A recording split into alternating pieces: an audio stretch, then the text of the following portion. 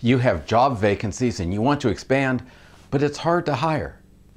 First, you need to plug the hole. You need to slow employee turnover.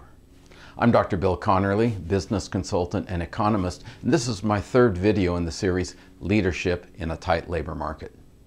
Today I will focus on why workers quit. This is important because employee retention should be your top priority. Why do workers leave? It's usually not about money. Employees may say that they have left because they're getting more money somewhere else, but that does not answer the most important question. Why did the employees start looking for another job in the first place? How did they become aware that other jobs paid more? If your compensation is in the ballpark of what others are paying, then attend to the real reason why employees start looking for another job. And often the answer is employees start looking around because the manager is a jerk.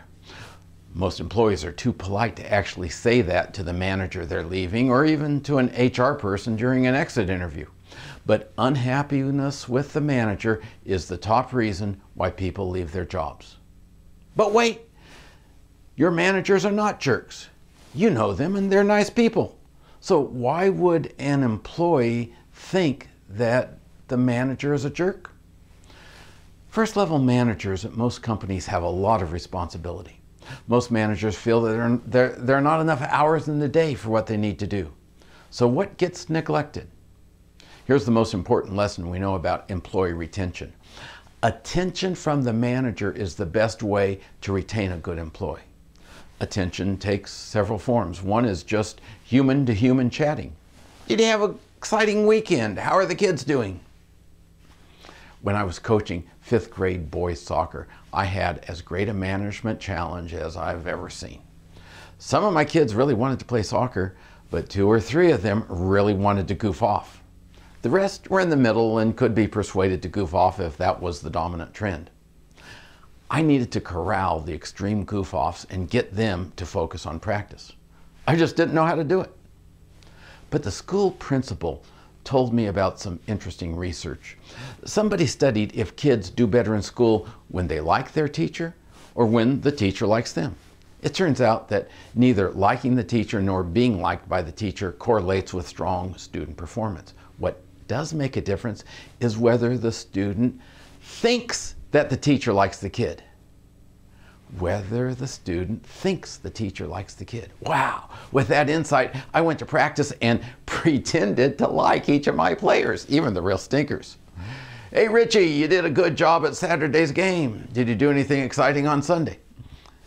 In some cases, to be honest, it was a bit of a lie to pretend to like the kid who was an extreme goof-off. But they all did better, and they enjoyed coming to practice when I showed them that I liked them. And I even came to like that kid, Richie. The next key to employee retention is feedback. I say feedback and you may be thinking, performance review? Whatever you call it, you need to do it more often. Have I lost you yet? I'm telling you that the task you most hate to do is the thing you need to do more often. You get to the office in the morning and you have 2 reminders. Schedule a root canal or do a performance review. Which will you attend to first?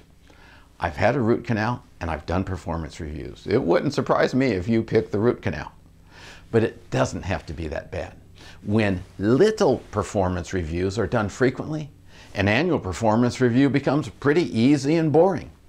When employees are doing a good job, feedback comes easily. Just make sure that it does not get put off. Give the employee that attaboy. Negative feedback is also important to employee retention.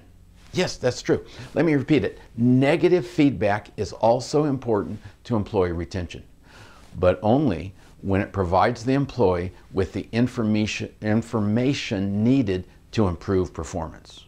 Here's why it helps. Negative feedback is an investment in the employee. It's a way of saying, I think you're worth keeping and I'm going to help you be successful. Neglecting weak performance until an annual review is setting the employee up for failure. Your employees deserve to know what has to be done to be great employees, and they deserve to know right away. Often, the employee who gets negative feedback knows that performance was subpar. It's better to acknowledge that, to get it on the table than to ignore it. Ignoring it sets up fear that the employee may be fired, or it sets up a feeling that management doesn't care, which is also a reason why people quit. Very few employees feel that they get adequate feedback. For employees in their first year, weekly feedback makes sense. And I'm not talking about a full-blown written performance review. Just speak with the employee one-on-one, note the positives, suggest ways that the employee can be even better. We human beings are future-oriented. We not only want things to be nice today, but we want to feel like we're on a path to progress. Talking to employees in a future-oriented conversation engages them in the future of the company, and they're more likely to stay. We're nearly done, but there are 3 last things I want to leave you with. First, the manager should be aware of the triggers for employees looking for a new job. The biggest triggers are a change of manager, a high school or college reunion, a birthday, or the work anniversary. These are natural times for a person to take stock of a career. And the biggest positive trigger, the biggest factor that keeps the person on the job is a performance review. Who would have thought? The second point I'd like to make is the value of team spirit, a group identity among your employees. I just watched the TV series, The Vietnam War, and it reinforced what I had heard about soldiers in battle.